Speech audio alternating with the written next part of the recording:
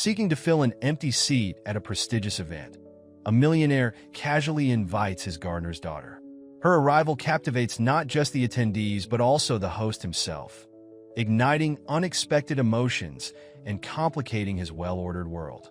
And if you cherish your family and love stories like this, don't forget to subscribe to our channel and avoid 10 years of bad luck. The pristine glass walls of Jack Sullivan's penthouse apartment reflected the late afternoon sun across his mahogany desk, where spreadsheets and guest lists for the upcoming charity gala lay scattered. At 42, Jack had achieved everything society deemed important. Forbes-listed wealth, a successful investment firm, and a Manhattan address that made real estate agents salivate. Yet, as he reviewed the seating arrangements for the 100th time, his fingers stopped at table 1, seat 8, conspicuously empty. Jack loosened his tie and walked to the window. 20 stories below, the manicured gardens of his building complex provided a stark contrast to the concrete jungle surrounding them. He watched his gardener, Thomas Mitchell, meticulously pruning the rose bushes. Thomas had worked for the building for 15 years, maintaining the only green space visible for blocks. The garden was his pride, but lately, Jack had noticed something new catching his eye whenever he looked down: the vibrant murals appearing on the garden's back wall. The sound of his assistant Claire clearing her throat pulled his attention back to the room. "Mr. Sullivan, the caterers need final numbers by 5. Her efficiency usually comforted him, but today it just highlighted the hollowness of his perfectly organized life. Every decision calculated, every move strategic.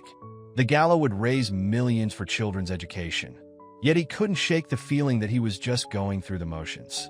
In the garden, Sarah Mitchell stood before her latest work, a striking piece depicting city dwellers trapped in transparent boxes, reaching toward a single tree growing through the concrete. At 26, she had already gained attention in the local art scene for her bold statements about urban isolation.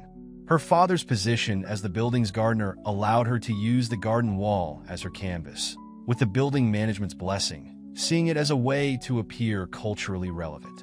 Sarah's brush strokes were confident as she added details to the tree's branches. Paint speckled her overalls, and her dark hair was twisted into a messy bun. Her father approached, wiping sweat from his brow.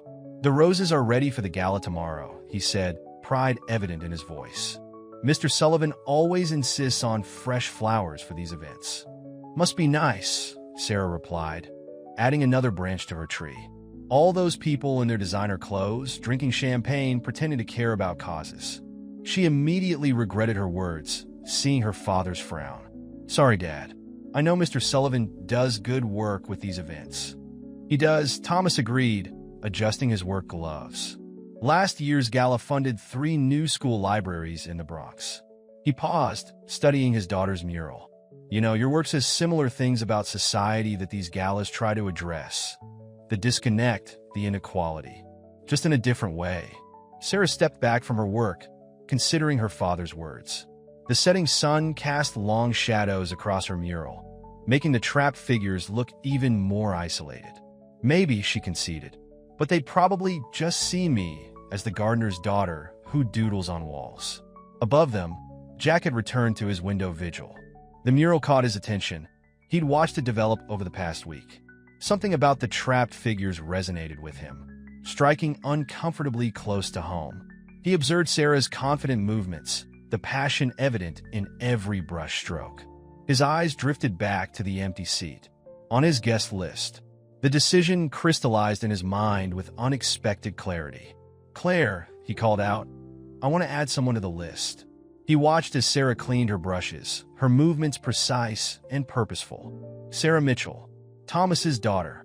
Claire's perfectly manicured fingers hovered over her tablet. "The artist? Are you sure that's appropriate?" Jack turned from the window, his expression firm. "Send the invitation immediately. Make sure it includes a note that we'd be honored to have her artistic perspective at the event." He looked back at the mural, at the single tree breaking through concrete. "Sometimes, Claire, the most interesting conversations happen when we break from the expected." As the sun set over Manhattan, casting the garden in shadows, 3 lives stood poised on the edge of change, though none of them knew it yet. Jack's impulsive invitation would set in motion events that would challenge everything they thought they knew about status, authenticity, and the true cost of following one's heart. The cream-colored envelope arrived at the Mitchells' modest apartment the next morning. Sarah stared at the gold-embossed lettering, her hands trembling slightly as she read the invitation for the third time. The carefully worded note mentioned her artistic contribution to the community and expressed hope that she would bring her unique perspective to the evening's events. "Dad," she called out, her voice echoing through their small living space. Thomas Mitchell emerged from the kitchen, still in his work clothes, soil clinging to his boots. His expression shifted from curiosity to concern as he read the invitation over her shoulder. "Mr. Sullivan sent this?" He ran a calloused hand through his graying hair. "Sarah, these events, they're not like the art galleries you're used to. These people, they operate in a different world entirely." Sarah paced their small living room, the invitation clutched to her chest. "But don't you see? This could be huge for my career. The people who attend these galas, they're the ones who fund major art installations, who sit on museum boards." She stopped at their window, looking down at the garden where she'd spent countless hours painting. "Maybe Mr. Sullivan saw something in my work." Thomas sat heavily on their worn couch. "That's what worries me. Sarah, I've worked for people like Mr. Sullivan for 30 years. They don't just notice the helped children without a reason." He softened at the sight of her crestfallen expression. "I'm not saying don't go. Just be careful with your expectations." The next evening, Sarah stood before the mirror in her bedroom, smoothing down the emerald green dress she'd borrowed from her friend Lisa. It was last season's design, bought on clearance, but the color made her dark eyes sparkle and complemented her olive skin. She'd spent hours watching YouTube tutorials to style her usually unruly hair into an elegant updo. The Metropolitan Museum's grand entrance loomed before her as she stepped out of the taxi. Camera flashes lit up the night as photographers captured arriving celebrities and socialites. Sarah clutched her small clutch tighter, fighting the urge to turn around and run. Inside, the great hall had been transformed. Crystal chandeliers cast a warm glow over tables draped in white silk, each centerpiece a masterpiece of roses from her father's garden. Sarah recognized them immediately, the specific shade of pink he'd cultivated for years.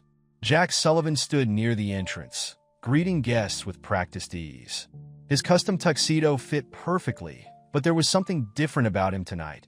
A slight tension in his shoulders, an anticipation in his stance. When he caught sight of Sarah, his practiced smile faltered for a moment, replaced by something more genuine. "Miss Mitchell," he said, stepping forward to greet her. "I'm glad you could make it." His eyes took in her appear. Ants. Noting the way, she held herself with quiet dignity despite her obvious nervousness. "Thank you for inviting me, Mr. Sullivan." Sarah met his gaze steadily. "The roses are beautiful. My father outdid himself. Please call me Jack." He offered his arm. "Would you allow me to show you around? I'd love to hear more about your latest mural. The one with the tree breaking through concrete. It's quite powerful." As they moved through the crowd, Sarah became acutely aware of the glances thrown their way. Women in designer gowns whispered behind their hands, and men in expensive suits raised their eyebrows. But Jack seemed oblivious to it all, genuinely interested as Sarah explained the symbolism behind her work. The orchestra began playing a waltz, and Jack turned to her. "Would you care to dance?" On the dance floor, something shifted. Jack's hand on her waist was respectful but warm, and Sarah found herself relaxing into the movement. "You know," she said, "I never expected to be here. In my mind, these galas were always about superficial charity, rich people making themselves feel better." Jack's steps faltered slightly. "And now I'm not so sure." Sarah looked around at the crowd, the art-covered walls, the careful orchestration of it all. "There's purpose here, isn't there? Even if it's wrapped in luxury." "There can be," Jack replied, his voice thoughtful. "But sometimes I wonder if we've lost sight of what really matters. Your art, it speaks to that. The isolation, the barriers we build around ourselves." He pulled back slightly to look at her. "When was the last time you painted something just for joy?" The question caught Sarah off guard. She started, then stopped. "I can't remember." Their dance continued, but the space between them had changed. Both felt it, a recognition, a understanding that went beyond their different backgrounds. As they moved across the floor, other couples giving them space. Jack found himself speaking about his own abandoned dreams of architecture, and Sarah shared her fears about compromising her artistic vision for commercial success. The song ended, but neither moved to step apart immediately. In that moment, surrounded by the glittering elite of New York society, two people from vastly different worlds found an unexpected connection. Yet even as they reluctantly separated, the weight of their differences hung in the air, unspoken but undeniable. The evening was young, and neither Jack nor Sarah realized that their dance was just the beginning. Forces were already in motion that would test not just their growing connection, but their very understanding of what they wanted from life. The real question wasn't whether they could bridge their differences, but whether they were brave enough to try. The clicking of designer heels against marble announced Victoria Sinclair's arrival before she appeared. She swept into the gala like a force of nature, her red Valentino gown making a statement that demanded attention. At 35, she had perfected the art of commanding a room, and as Jack's former fiancée, she knew exactly how to make an entrance that would disrupt his evening. Victoria's steel-gray eyes narrowed as she took in the scene before her. Jack Sullivan, New York's most eligible bachelor, dancing with what appeared to be a nobody. She recognized Sarah from the building's garden, though she'd never bothered to acknowledge her existence before. "Jack, darling." Victoria's voice carried across the room with practiced precision. She approached them as they finished their dance, air-kissing Jack's cheeks. "I must say, you've become quite the humanitarian. First funding those dreadful public schools, and now..." Her eyes swept over Sarah dismissively. "Bringing culture to the help." Jack's jaw tightened. "Victoria, I wasn't aware you were on the guest list." His hand instinctively moved to Sarah's lower back, a gesture that didn't go unnoticed, iced by the growing crowd of onlookers. "Oh, please," as if I'd missed the social event of the season. Victoria's laugh tinkled like broken glass. "Besides, the board of the Metropolitan Museum always has a standing invitation. You remember that, don't you, Jack? Back when you used to care about maintaining certain standards?" Sarah stood straighter, her artist's eye catching the subtle dynamics playing out before her. Victoria's perfect posture screamed old money, from her expertly highlighted hair to her Van Cleef and Arpels jewelry. Every detail was calculated to remind everyone of her place in society, and by extension, Sarah's lack of one. "Miss Mitchell is an accomplished artist," Jack stated firmly, his voice carrying to the nearby clusters of guests who were poorly disguising their interest in the drama unfolding. "Her work speaks to the very issues this gala is meant to address." Victoria's smile turned predatory. "How fascinating. And what gallery represents you, dear? Or do you still specialize in outdoor installations?" The way she said it made street art sound like a criminal activity. Before Sarah could respond, another socialite joined them. "Jackie, you simply must come see who just arrived. The governor's wife is asking for you." She paused, registering the tension. "Oh, I'm sorry. Was I interrupting something?" "Not at all," Sarah said quietly, taking a step back. "Mr. Sullivan, I'm sure your guests need you." She turned and walked toward the terrace, her borrowed dress suddenly feeling like a costume she had no right to wear. The terrace offered a respite from the stuffiness inside. New York spread out before her like a galaxy of lights, each one representing lives so different from the opulent scene behind her. Sarah moved to the stone railing, letting the cool night air calm her flushed cheeks. Below, the city continued its endless dance of taxis and pedestrians, unaware of the social drama playing out above. She could see her father's garden, now lit by subtle landscape lighting, the roses glowing softly in the darkness. Her mural was barely visible in the shadows, but she knew every line by heart. Inside, Jack was trying to extricate himself from Victoria's increasingly pointed comments. "Really, Jack," she was saying loud enough for nearby guests to hear. "I understand wanting to appear philanthropic, but there are limits to how far one should take this social experiment." "That's enough, Victoria." Jack's voice was low but firm. Sarah Mitchell was invited because of her talent and perspective, something this event desperately needs. If you can't respect that, perhaps you should leave." The surrounding crowd fell silent. No one had ever heard Jack Sullivan speak so sharply to Victoria Sinclair, not even during their very public breakup 2 years ago. Victoria's face flushed, clashing with her gown. Well, she recovered quickly, raising her champagne glass. "It seems our Jack has developed quite the taste for local art." The innuendo in her tone was unmistakable. Murmurs rippled through the crowd. Some guests looked uncomfortable, others intrigued, and a few seemed almost gleeful at the prospect of fresh society gossip. Jack ignored them all, scanning the room for Sarah. When he couldn't find her, his heart sank. Out on the terrace, Sarah was contemplating the vast difference between observing a world through art and trying to be part of it. She'd painted countless scenes of city life, always from the outside looking in. Tonight, she'd stepped inside the frame, and the reality was far more complex than any mural could capture. The night air carried the faint scent of her father's roses, reminding her of who she was and where she came from. In the garden below, she could just make out the silhouette of the tree in her mural, breaking through concrete barriers. She'd painted it as a symbol of hope, of nature defying artificial constraints. Now, standing alone on a terrace high above the city, she wondered if some barriers existed for a reason. Jack found Sarah on the terrace, her silhouette outlined against the city lights. He approached quietly, loosening his bow tie as he stepped into the cool night air. The sounds of the gala, the orchestra, the laughter, the clinking of glasses, faded behind them. "I owe you an apology," he said, coming to stand beside her at the railing.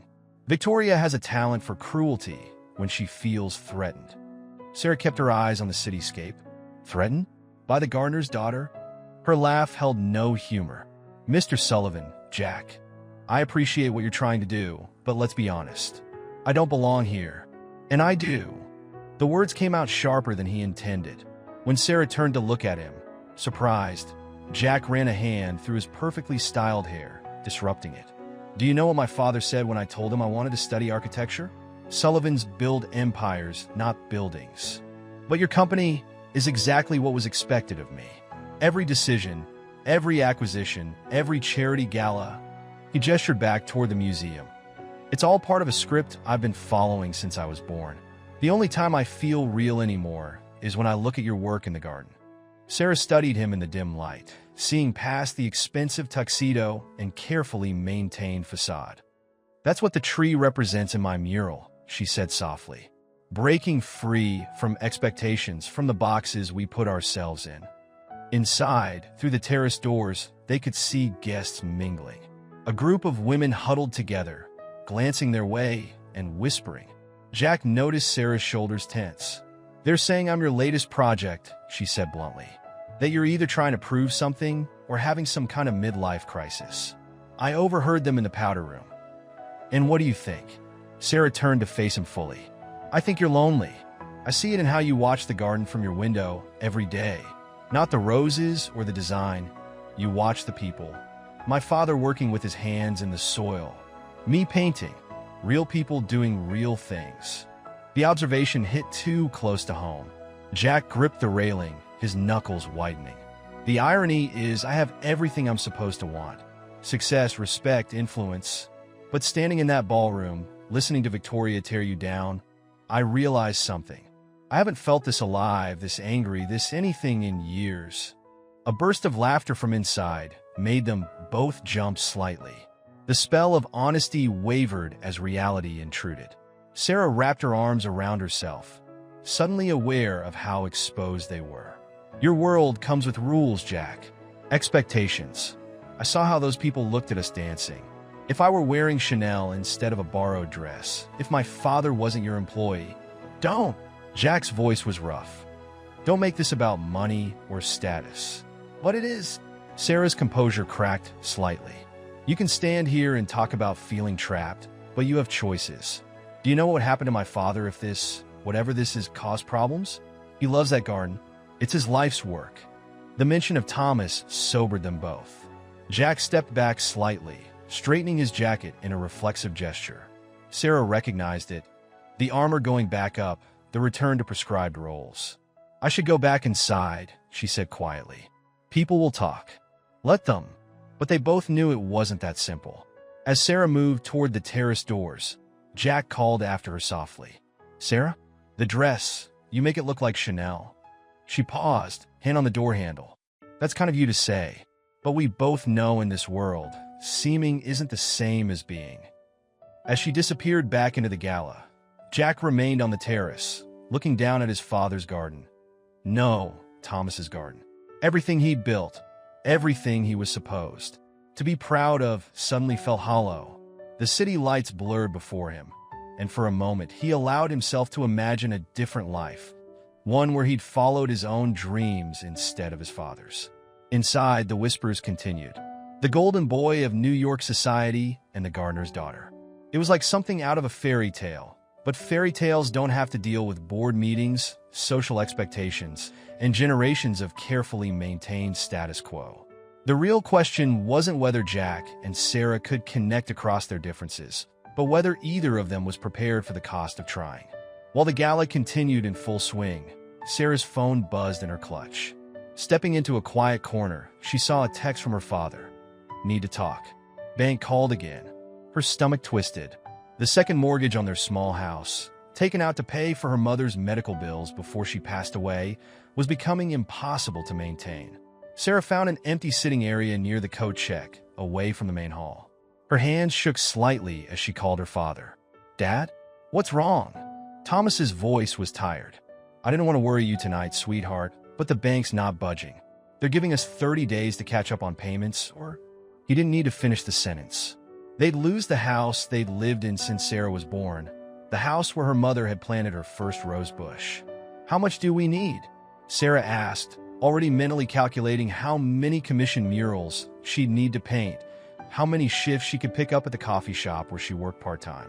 20,000. The number hung between them like a weight. "I'm going to try to pick up extra buildings to maintain, but with my knee acting up..." Sarah closed her eyes, leaning against the wall. "I'll figure something out, Dad. I promise." Returning to the gala, everything looked different.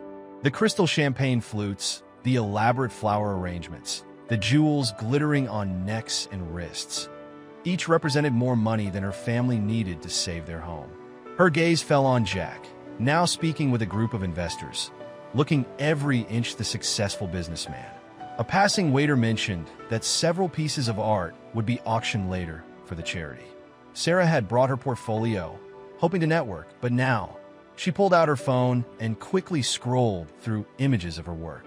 There was one piece, a large canvas she'd been saving for her first solo show, that might appeal to this crowd. It was her best work, a piece about hope and perseverance that had taken months to complete. "Excuse me," she approached one of the event coordinators. "I heard there's an art auction tonight. I'd like to contribute a piece."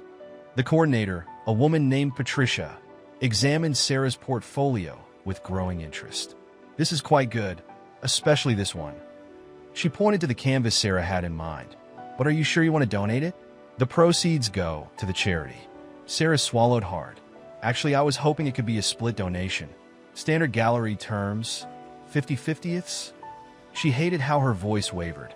Patricia's expression softened with understanding. "I'll need to check with Mr. Sullivan, but I don't see why not. Many artists do this at charity auctions." Across the room, Jack watched Sarah speaking with Patricia. Something had changed in her demeanor since their conversation on the terrace. The quiet confidence she'd shown earlier had been replaced by a tension he recognized from his own business dealings. The look of someone trying to solve a problem they're not sure they can handle. He wanted to go to her, to ask what was wrong, to offer what? Money? The thought made him wince. That would only reinforce everything she'd said about their different worlds. Besides, she had too much pride to accept direct help, especially now. Sarah spent the next hour ing to network, to drum up interest in her piece without seeming desperate. Each time she caught Jack looking her way, she turned in the opposite direction. She couldn't afford to be distracted by whatever was developing between them. Her family needed her focused. The weight of her father's text message pressed against her like a physical thing. This house wasn't just a building. It was where she'd learned to paint, sitting at the kitchen table while her mother battled cancer, creating bright, hopeful images to make her smile. It was where her father still tended his personal garden, growing the roses that had earned him his reputation and his position at Sullivan Tower. Jack, meanwhile, found himself increasingly frustrated. He had the means to help, to solve whatever problem was causing Sarah such obvious distress. But their earlier conversation had made it clear that offering would only widen the gap between them. He watched as she spoke with potential buyers, noting how she subtly steered conversations toward her work without mentioning her personal situation. Pride, he realized, was a luxury that cut both ways. His allowed him to maintain his position in society, to run his company his way despite board pressure. Hers kept her from asking for help, from being seen as taking advantage of his interest in her. Both forms of pride could be equally destructive. As the evening progressed, Sarah's smile became more practiced, more brittle. She laughed at the right moments, made the right comments about art and society, played the role she needed to play. But every time she looked at her phone, checking for updates from her father, the mask slipped slightly. The auction would begin in an hour. Sarah stood before a mirror in the ladies' room, reapplying her lipstick with steady hands that belied her inner turmoil. $22,000. Even if her piece sold well, even with a 50-50 split, it wouldn't be enough. But it would be a start. Outside, Jack reviewed the auction list, his eyes lingering on Sarah's entry. He recognized the piece from her portfolio. It was exceptional, worth far more than the starting bid suggested. He could ensure it sold well, but would that help or hurt? Would she see it as manipulation, another example of his world imposing itself on hers? The lines between helping and interfering, between genuine connection and social dynamics, had never been more blurred. As the auction approached, both Jack and Sarah found themselves trapped by the very things that defined them: his wealth and influence, her pride and independence. The question wasn't just whether they could bridge their differences, but whether they could do so without losing themselves in the process. The lights dimmed in the grand hall, drawing everyone's attention to the large screens positioned around the room. The annual tribute video, highlighting the Gala's host and charitable achievements, was about to begin. Sarah found herself near the back, her artwork catalog clutched tightly in her hands as Jack Sullivan's life began playing out before them. The video opened with sweeping shots of Sullivan Tower, followed by childhood photos of Jack, prep school uniforms, sailing competitions, family portraits that screamed old money and privilege. But it was the subtle details that caught Sarah's artistic eye. The slight stiffness in young Jack's posture during family photos, the way his smile never quite reached his eyes in his graduation pictures. Jack Sullivan represents the finest traditions of New York philanthropy, the narrator intoned, as images of various charitable projects filled the screen. Libraries in underfunded schools, art programs in community centers, scholarship programs, all bearing the Sullivan name. Then came footage Sarah hadn't expected. Jack, sleeves rolled up, actually working alongside construction crews at a community center building site. His face was different there, animated, engaged as he discussed structural details with the architects. The narrator mentioned his early interest in architecture, glossing over it as a youthful passion, before moving on to his business achievements. Victoria's voice carried from somewhere in the crowd, deliberately loud enough to be heard. Oh, that ridiculous phase when he thought he'd be an architect. Thank goodness his father talked sense into him. The video continued, showing Jack at various board meetings and charity events.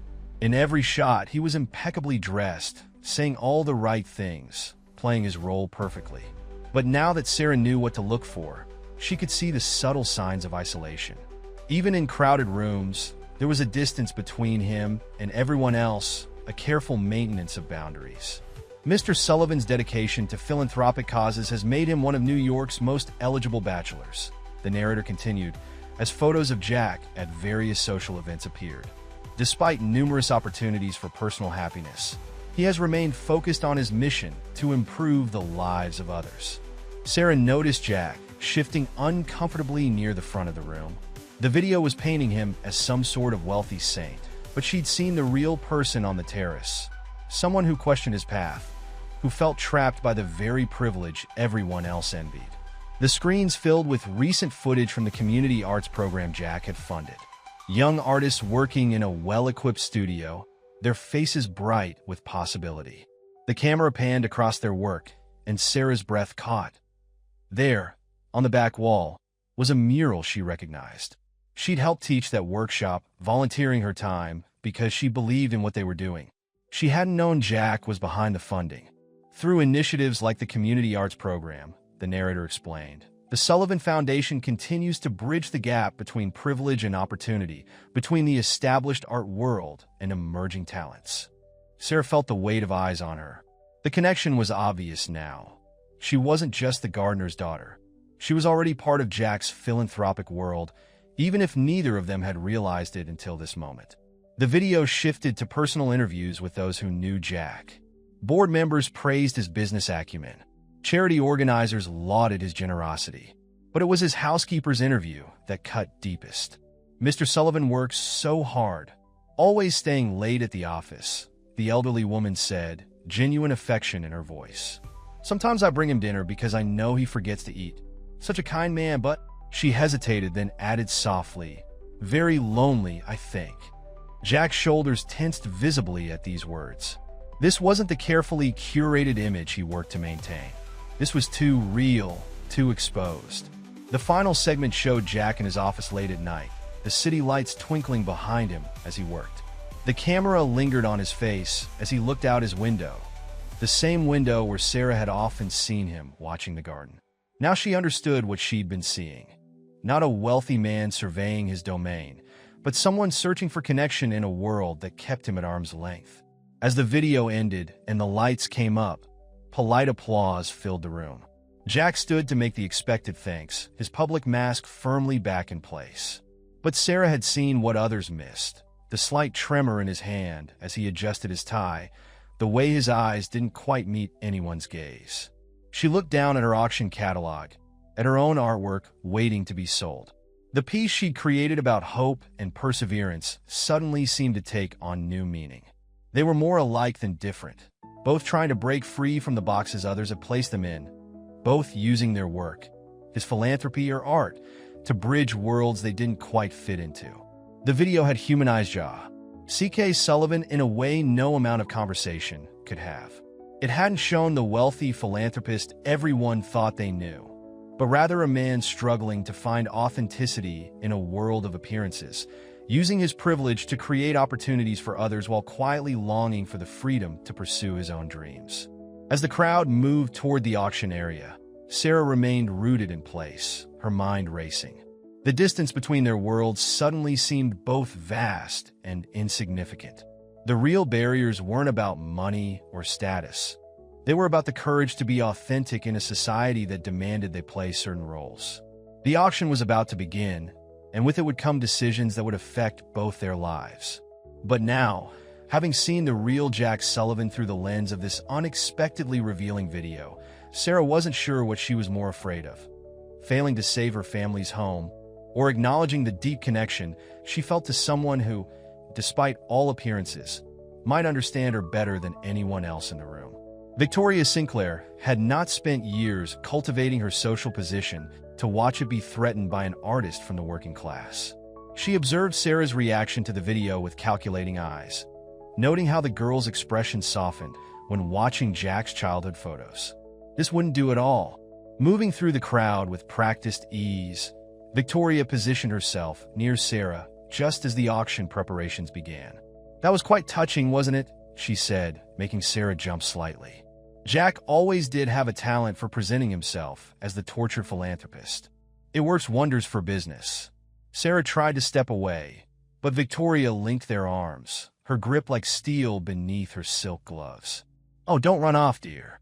I think it's time we had a proper chat, woman to woman." Leading Sarah to a quiet corner, Victoria's voice dropped to a confidential whisper. "You seem like a smart girl, so let me save you some time and heartbreak. Jack has a pattern. Every few years, he finds someone different, someone who makes him feel real, as he puts it." Her lip curled slightly. Last time it was a jazz musician. Before that, a kindergarten teacher. He funds their projects, champions their causes, makes them feel special. But it never lasts. Sarah kept her face neutral, but her hands clenched around her auction catalog. I'm not interested in Mr. Sullivan's past relationships. No? Then perhaps you're interested in his future ones. Victoria's smile turned predatory. The board is pressuring him to settle down, to present a more stable image. Did you know he's already agreed to a merger with my family's company? One that comes with certain personal expectations. The lie rolled off Victoria's tongue smoothly, but it hit its mark. Sarah thought of her father's garden, of his job security, of the house they might lose. Why are you telling me this? Because despite what you might think, I care about Jack. Victoria sipped her champagne. He needs someone who understands his world, who can handle the pressure. You saw the video.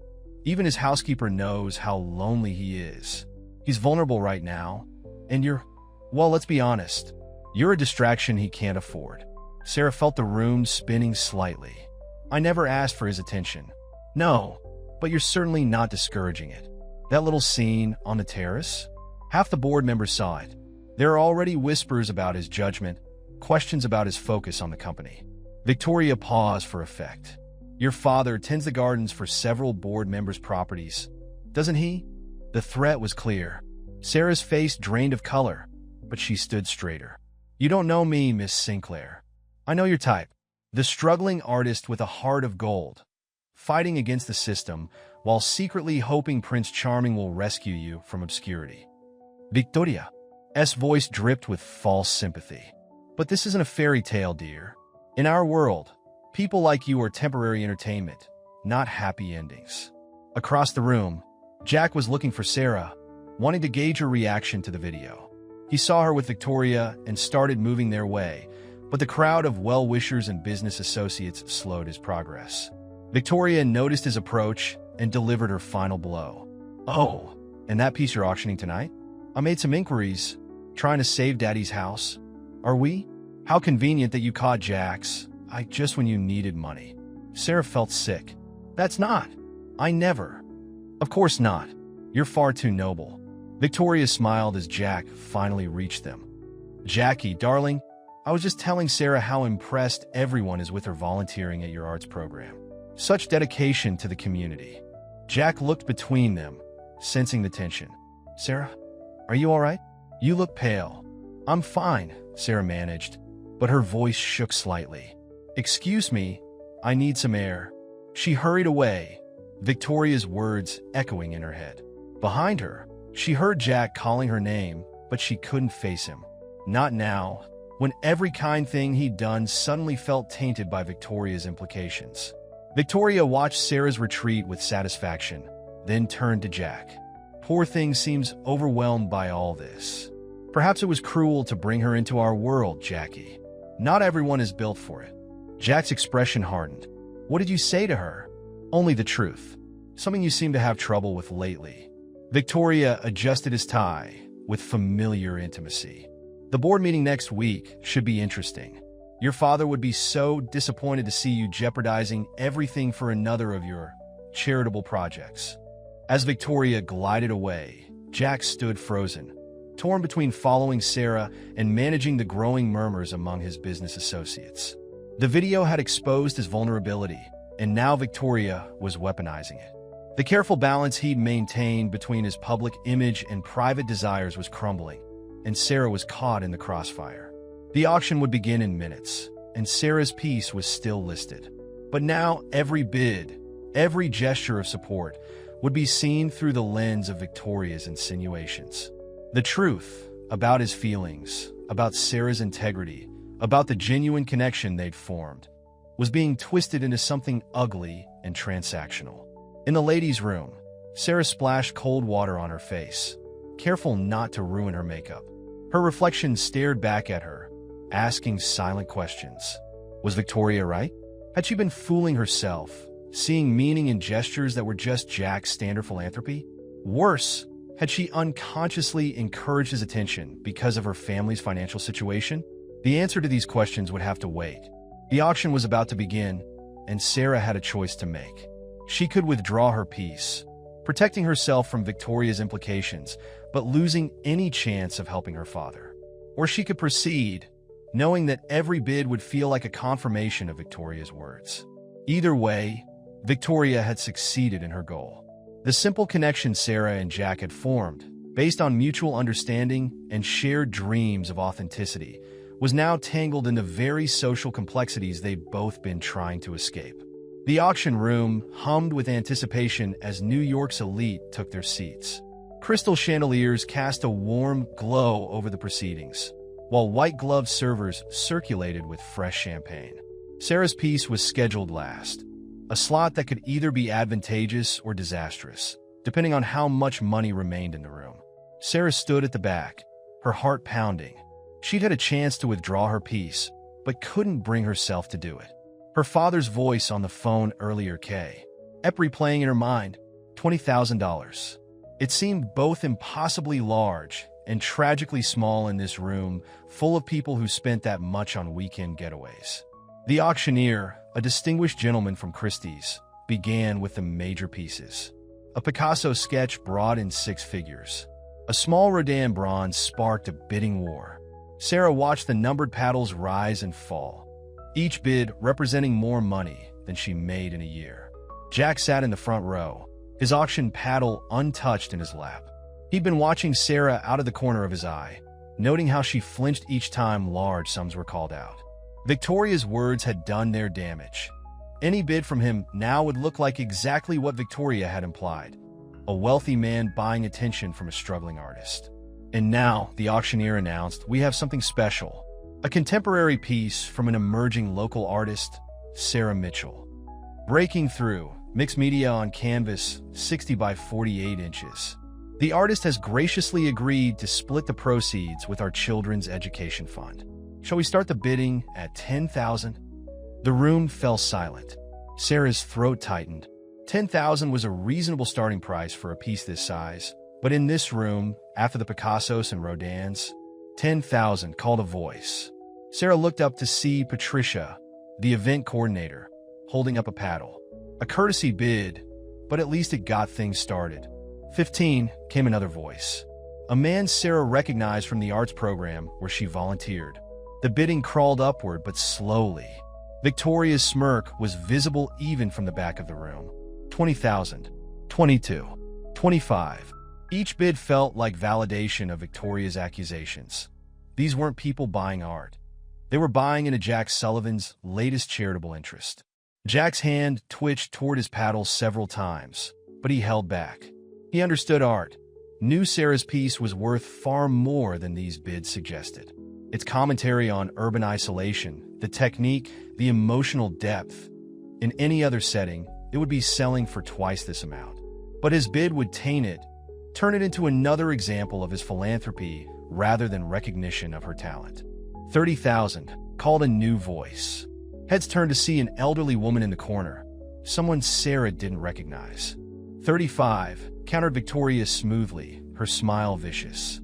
She caught Sarah's eye across the room, making her intention clear. She would buy the piece herself, just to prove her point about Jack's charity cases. The elderly woman went to 40,000. Victoria matched it. The room watched the exchange with growing interest, the underlying drama more entertaining than the art itself. Sarah felt sick. Her piece, the one she'd poured months of emotion and technique into, had become nothing more than a prop in a society power play. Even if it sold for enough to help save her family's home, the victory would feel hollow. 50,000, Victoria announced, her voice carrying a note of finality. She looked around the room challengingly, daring anyone, especially Jack, to counter. The auctioneer began his chant. 50,000 once, 50,000 twice. Sarah couldn't take it anymore. I withdraw the piece, she called out, her voice stronger than she felt. The room gasped collectively. I'm sorry, she continued, moving forward through the crowd. This piece, it's not for sale. Not like this.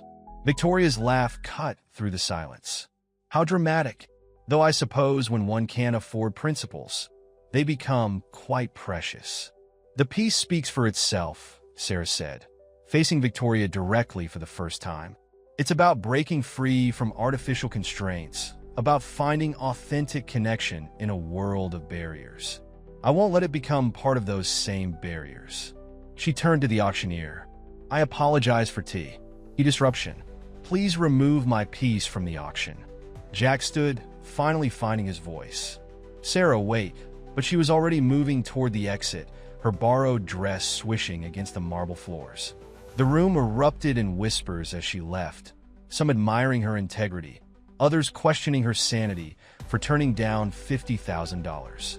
Behind her, she heard Victoria's voice.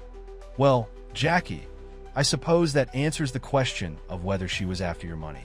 Sarah kept walking, her head high, even as tears threatened to fall. She had just walked away from enough money to save her family's home, but she kept something more valuable: her artistic integrity, her self-respect, and most importantly, the truth of what had been growing between her and Jack, untainted by Victoria's implications. The piece would remain hers, a reminder that some things, art, authenticity, genuine connection, couldn't be bought or sold at any price.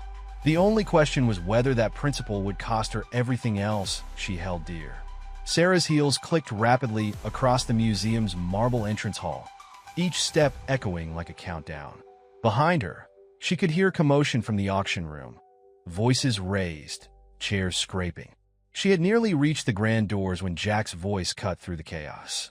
Sarah stopped. His footsteps pounded against the floor as he ran after her. Please just wait. She paused, hand on the door handle, but didn't turn around. There's nothing left to say, Jack. Victoria made everything perfectly clear. Victoria?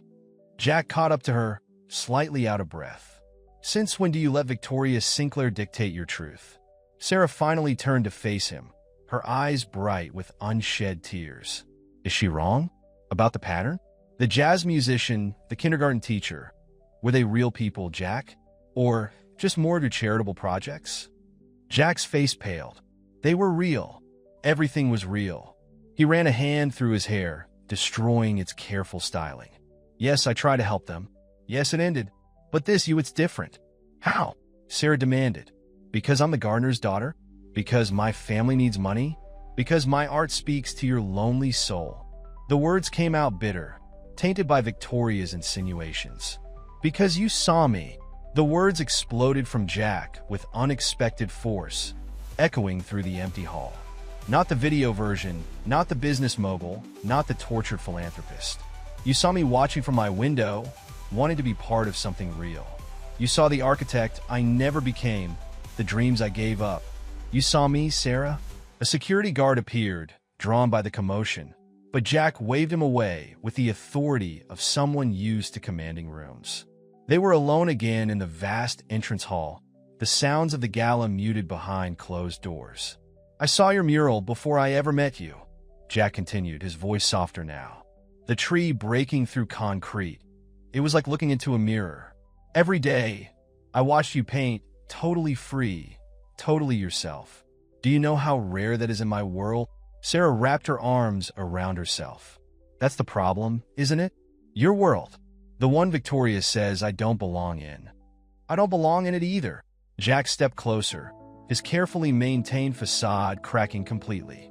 I play my part, I do what's expected, but every morning I look out that window at your father's garden, at your art, and I see what authentic living looks like. When I invited you tonight, it wasn't charity or a pattern or a midlife crisis. It was selfishness. I wanted to be near that authenticity, to feel real, Sarah finished softly. Yes. Jack's shoulders sagged. I should have warned you about Victoria, about the whispers, about all of it. But I was afraid if I acknowledged that world, it would break whatever was growing between us. Sarah looked up at him, really looked, the battle between vulnerability and control playing out on his face. I withdrew my piece, she said quietly. My family needs that money, but I couldn't let your world turn my art into another society game. Let me help, Jack started, but Sarah held up a hand. No, Victoria was right about one thing. Mixing money into this would poison everything. She took a deep breath, but she was wrong about why I'm here. I'm not looking for a fairy tale ending or a wealthy savior. I saw you too, Jack. The real you. The admission hung between them, heavy with possibility and danger. From the auction room came the sound of applause, the event continuing without them, that world spinning on its axis regardless of their personal drama. "What do we do now?" Jack asked. And for once, he wasn't the confident businessman, the wealthy philanthropist, or the society fixture. He was just a man, asking a question that had no easy answer. Sarah glanced toward the garden visible through the museum's windows, where her father's roses bloomed and her mural stood as testament to authenticity. "I don't know," she admitted. "But whatever it is, it has to be real. No games, no society expectations, no charity. Just real." Jack took a step toward her, then stopped, respecting the space between their worlds.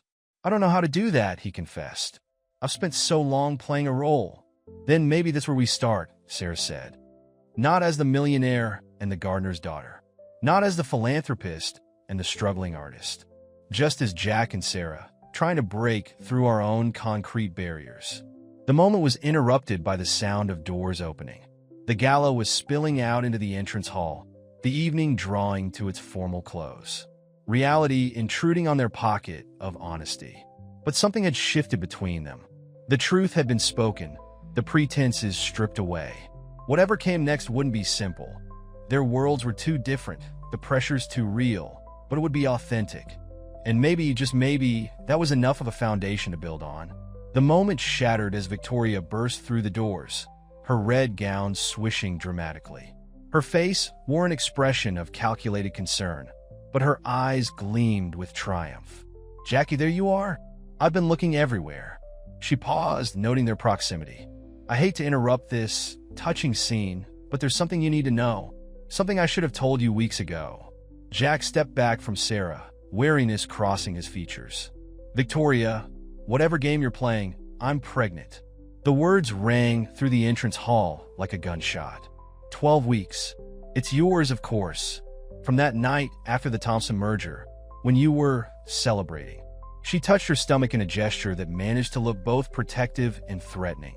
The color drained from Jack's face. Sarah felt the floor shift beneath her feet, Victoria's earlier warnings about Jack's obligations taking on new meaning. "That's impossible," Jack said, but uncertainty crept into his voice. "We haven't, not since." "Check your calendar, darling. March 15th. You just closed the biggest deal of your career." There was champagne, reminiscing about old times. Victoria's smile was razor-sharp. "Surely you remember? March 15th. Sarah watched Jack's expression change as he mentally calculated, remembered. The slight flinch told her everything she needed to know. "Congratulations," Sarah said quietly, starting toward the door again. This time, when Jack called after her, she didn't stop. "Sarah, please." "It's not, I didn't." But what could he say? That it didn't mean anything? That it was before he knew her? All of that would just prove Victoria's point about how he treated women who weren't from his world. Victoria's voice carried across the hall. "Let her go, Jackie. It's better this way. The board will be relieved. Your father will be thrilled. We can finally give the Sullivan name its proper air." Sarah pushed through the heavy doors into the night air, her borrowed dress suddenly feeling like a costume she couldn't shed fast enough. Behind her, she could hear Jack and Victoria's voices rising in argument, but she didn't stop to listen. Her father's garden beckoned from across the street, a sanctuary of reality in this night of illusions. She made it halfway down the museum steps before Jack caught up to her again. "Sarah, stop. Please. You were right about everything being real. This has to be real too." His voice was raw, stripped of its usual polish. "Yes, there was a night with Victoria. Yes, if she's telling the truth, I have obligations. But what I feel for you, don't." Sarah turned to face him one last time. "You know what the worst part is? I actually believe you. I believe that what's between us is real. But Victoria's world, your world, it's real too. And in that world, the gardener's daughter doesn't end up with a millionaire, especially not when he's having a baby with someone else." She gestured toward her mural, visible in the garden across the street. "Remember what that tree represents? Breaking free, being authentic. But some barriers exist for a reason, Jack. They protect people from getting hurt." "I never meant, I know." Sarah smiled sadly. "That's what makes it worse. You didn't mean to hurt anyone. You just wanted to feel real. But real feelings have real consequences. The museum doors opened again, spilling light and music onto the steps. Victoria emerged, one hand still resting meaningfully on her stomach. The sight seemed to physically pain Jack, who took a step towards Sarah. "Let me at least help with your father's house," he pleaded. "No strings attached. Just don't let pride cost you your home." Sarah shook her head. "My father's roses will bloom somewhere else. Art can be created anywhere. But integrity, that's harder to transplant."